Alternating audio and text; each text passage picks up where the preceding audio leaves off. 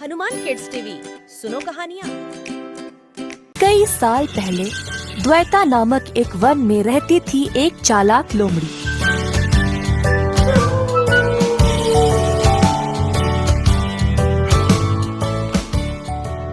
एक दिन तेज भूख के कारण लोमड़ी पूरे वन में खाना के लिए ढूंढ रही थी।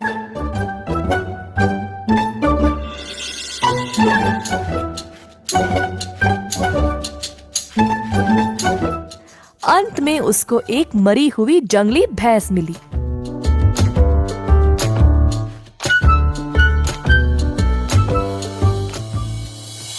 अरे वाह, आज तो बड़ा अच्छा ही दिन है।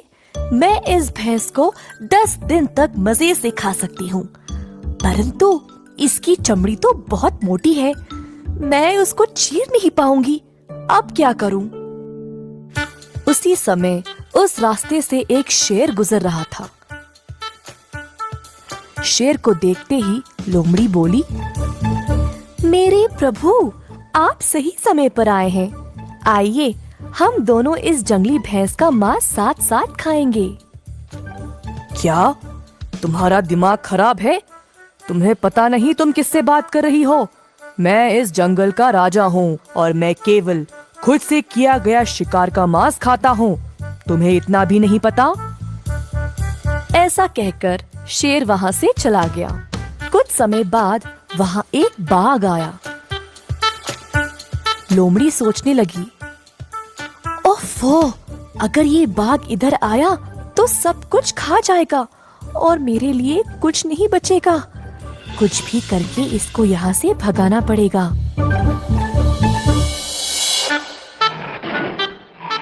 हो लोमड़ी, हट जाओ यहाँ से।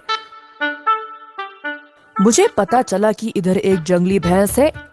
चलो अब यहाँ से जाओ, ये भैंस अब मेरा है।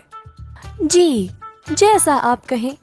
आपने सही सुना, परंतु इस भैंस को शेर जी ने मारा है और मुझे यहाँ रखवाली के लिए ठहरने को बोला।